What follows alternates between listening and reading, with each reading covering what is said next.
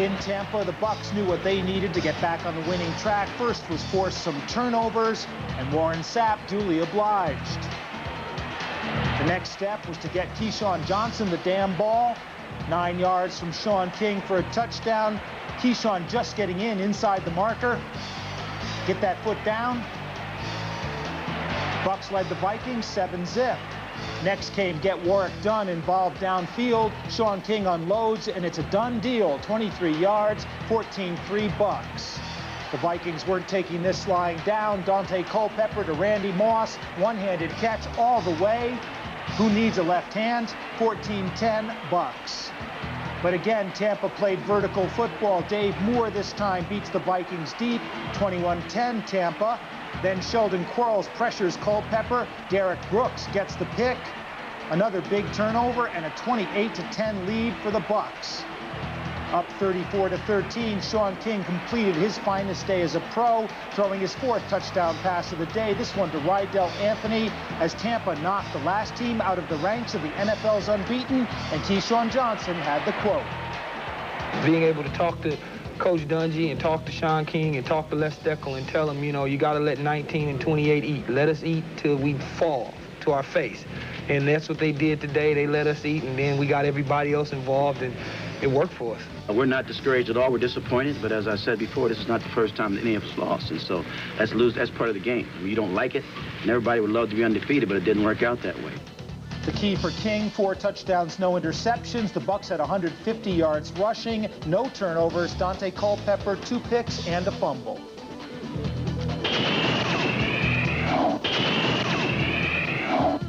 Last week, the Rams were reeling after their first loss, and Travis Jerby's opening kickoff return had the Niners sitting pretty. Jerby broke his collarbone as Todd Light brought him down from behind. Charlie Garner's 4-yard touchdown run had San Francisco up 7-0. Kurt Warner's out, but Marshall Faulk is in. He's in the end zone, untouched, tying the game at 7. Faulk put the Rams up 14-10 with his 2nd touchdown run. But Jeff Garcia hit Terrell Owens over the middle. Owens beat Dexter McCleon like a drum. 17-14, Niners at the half. Tied at 17, Garcia tied up with Owens again. 17 yards this time. 24-17, San Francisco back in the lead. But Warner's been replaced by Trent Green. Green tossed a touchdown pass to Faulk. That tied the game up at 24. Then Trent teamed with Faulk again, 16 yards. Faulk's 4th touchdown of the game. The Rams win 34-24, pleasing Mike Martz. In a regular season game, this was the best victory that we've had for a lot of reasons. There was so much adversity around this game to overcome and still win. When I think about things and I look at it, the things that I do on the field aren't to become the MVP. It's to make this offense go. It's me holding my end of my duties and for us to win another Super Bowl. If there's a better one out there, he must be Superman. And Superman had 144 yards and 4 touchdowns despite shoulder and knee injuries. Big days for Owens and for Isaac Bruce.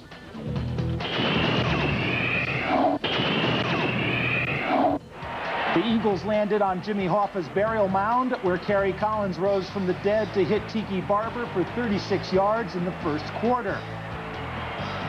Then the round mound of touchdown, Ron Dane put the Giants up 7-0. Amani Benign Toomer broke a tackle and went 27 yards with this Collins pass to give the Giants a 14-0 lead at the half. Then Joe Montgomery, now he's not Thunder, he's not Lightning, maybe he's Gales, extends the lead to 24-0 in the 3rd quarter. Donovan McNabb hit Charles Johnson with a consolation touchdown, but the final score was 24-7. The Giants get the win. Dane closed in on 100 yards rushing, but didn't make it. A big day for Kerry Collins, an even bigger one for Amani Toomer.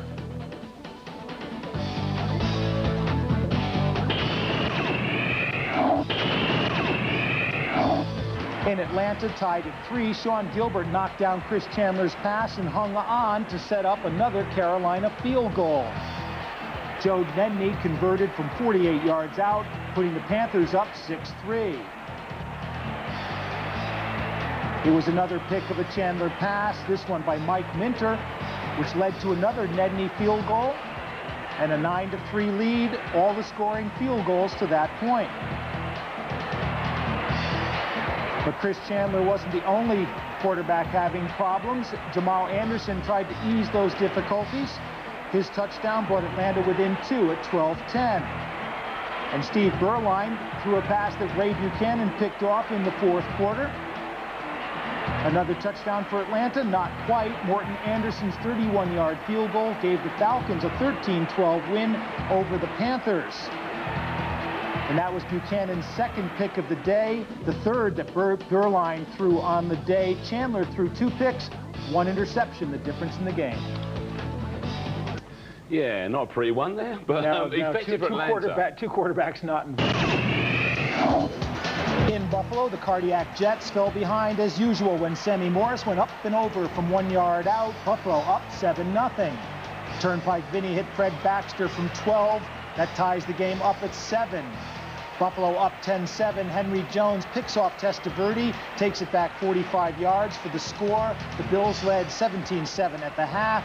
Henry Jones is thinking a guy can get hurt celebrating like this. Wayne Corbett was as alone as Ann Whitcomb at a frat party. He ties the game up at 17. Then tied at 20, cardiac specialist Doug Flutie sets up Steve Christie to win it from 34 on the last play of the game. Watch the crowd, and is there a QB controversy? I'm the number 2 guy. I'm filling in. I'm trying to help us win games until Rob gets healthy. And if they want to make a decision later, they make a decision later. But I'm just happy to get the win. Well, we're a good team. We can play good ball, but we made ourselves an easy mark. And when we have 4 turnovers like that, then, you know, you make a game close or sometimes provide yourself, even for a good team, too many hurdles to overcome. Flutie and Eric Moulds again led the Bills. Rookie Lavernus Coles had a big day for the Jets. Sam Coward had 8 tackles and 2 fumble recoveries for Buffalo.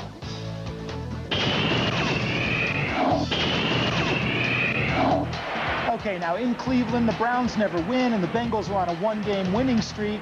So what do you think would happen? Dick LeBeau has the Bengal D playing tough. The Browns' offense is misfiring without Tim Couch. And Cleveland even conceded a safety when Roman Oben was called for holding in the end zone. Someone ought to tell Doug Peterson that he can run, but he can't hide. Final score 12-3, Bengals. Corey Dillon followed up last week's record 278-yard rushing game with 137 more, and that was all it took.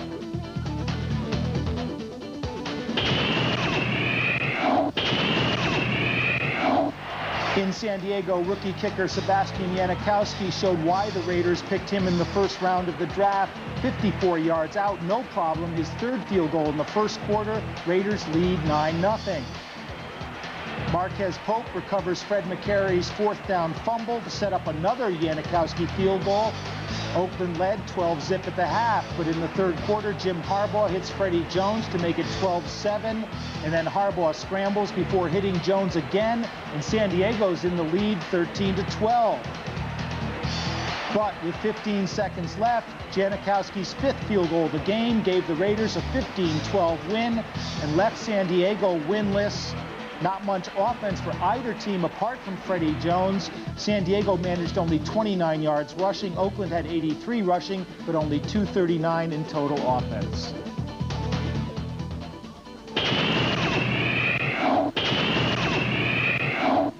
In Seattle, the Chiefs went ahead 7-3 on Derek Alexander's 59-yard pass from Elvis Gerback, and Alexander would not be denied.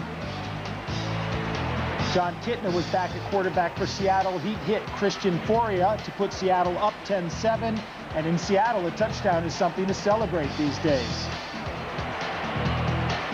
Alexander and Gerback had the answer to that. They teamed up again. Alexander wide open, and Kansas City's up 14-10. Watch this catch coming up by Kevin Lockett. He concentrates and hangs on to the ball even after taking a shot to the face. 34 yards.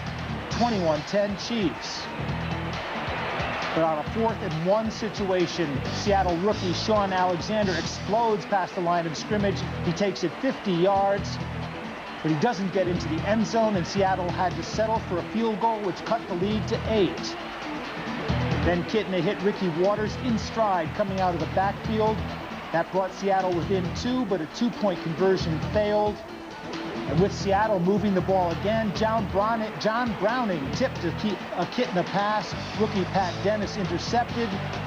He was down, but Kansas City stayed up. 24-19, the final score. 6 interceptions and 6 fumbles in this game, 3 of each by each team. Big game from Derek Alexander.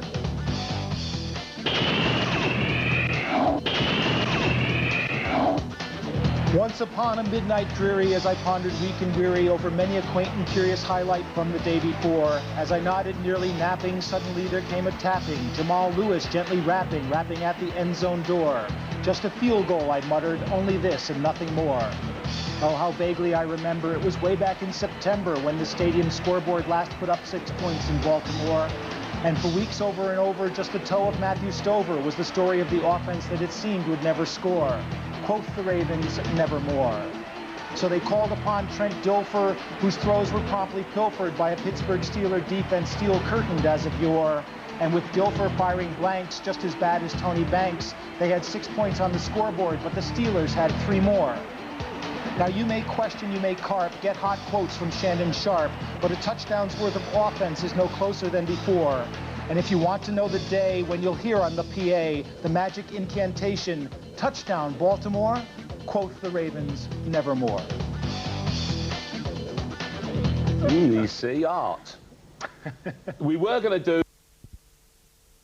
In Indianapolis, Peyton Manning was hot. He hit Marcus Pollard, who, surprised, finds himself near the end zone. Marcus steps in for the score and some self-congratulation.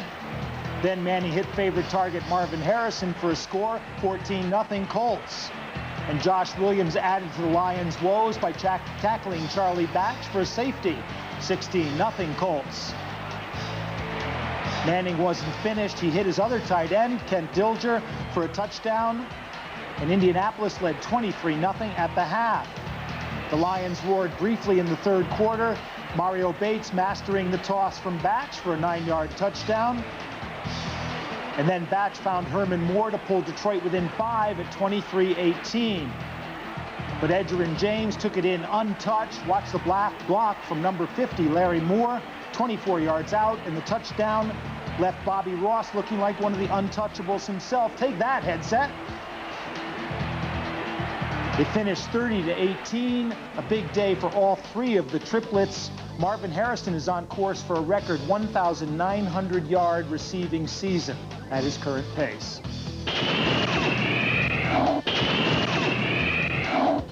Fresh from their heartbreaking loss to the Jets, Miami started off on the wrong foot against Green Bay. Thurman Thomas fumbles, Brian Williams recovers, and that sets up Green Bay's first touchdown of the game, a 1-yard run by Dorsey Levens, which puts the Pack up 10-0.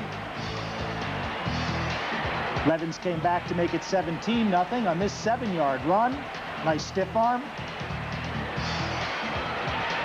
But Jay Fiedler's combination sneak and draw put Miami on the board. It was 17-7 at the half, and the third quarter was all Dolphins. Arandi Gadsden makes a great grab, 15 yards from Fiedler, 17-14. Lamar Smith puts the Dolphins up 21-17 with this run. Good second effort from Smith. And then former Rhine Fire star Jeff Ogden takes a punt back 81 yards for a touchdown. The Dolphins go up 28-17. They went on to win 28-20. And head coach Dave Wannstedt felt completely justified. And it was just a great comeback from a character standpoint, and it also, I told the guys in there that also got me off the hook for letting them practice and sleep in and everything that we did all week. Yeah, I think it was a big win for us to come back from last week. You know, get that winning feeling back on our side. You know, put us back in the race for the AFC East. You know, 6-2 in the halfway point, which is a pretty good spot to be in. And there was more bad news for Green Bay. Dorsey Levens bruised his right knee. He left the game at halftime and didn't return. He's questionable for next week.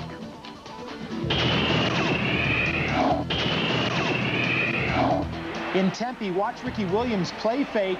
Jeff Blake to Lamont Hall. The big easy lead, 7-0, and it looks easy. Jake the Snake on the bootleg. Terry Hardy with the catch, and it's 7-7. Now Keith Mitchell juggles the ball like an artist as he returns the interception 53 yards to put the Saints up 14-7. The Saints intercepted Plummer twice and forced 2 fumbles. Now watch Matt Cody become a Saint sandwich. He fumbles. Michael Hawthorne recovers for New Orleans. Jeff Blake then hits Ricky Williams for 15 yards. That puts the ball on the 1. And then Ricky Williams takes it in himself from the 1. The Saints win 21-10. Williams was stopped short of 100 yards rushing for the first time in 6 games, but he also caught 9 passes for almost 100 yards. Old buddy Leroy Glover had 2 more sacks. That gives him 10 in the last 4 games.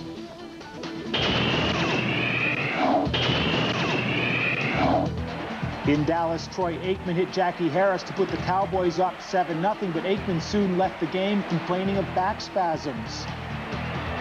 Mark Brunell to Kyle Brady. Brady always looks like he wants to drop the ball, but he hangs on, ties the game at 7. Speaking of dropping the ball, Randall Cunningham fumbles. The fumble's going to be recovered by Tony Brackens. And Brackens has better hands than R.J. Soward. And he runs almost as well. That sets up another Jacksonville score. Comes on Brunell's second touchdown pass, a perfect fade to Alvis Whitted. Alvis finally has something to celebrate. Randall made amends with a 37-yard strike to James McKnight. McKnight took it down by the goal line, then Randall took it in himself. That tied the game up in the final 2 minutes. But in overtime, Brunell threw a quick one to Alvis Whitted. He swivel hips past the defender, goes 37 yards for the game-winning score, and the Jags are finally back in the winning column.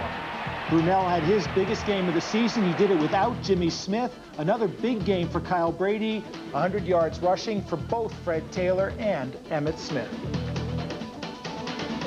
Yeah, like Mike said there, finally. In the playoffs, but in the East, in the AFC, Indianapolis, Miami, and the Jets all tied, all with 1 loss in the division. Buffalo at 4-4, but with 3 losses in the division, they're really chasing a wild card. The Central, Tennessee, 2 games up on surprising Pittsburgh. Baltimore in the tailspin at 5-4. This one should be interesting, but again, it's probably a wild card for those 2 teams chasing the Titans.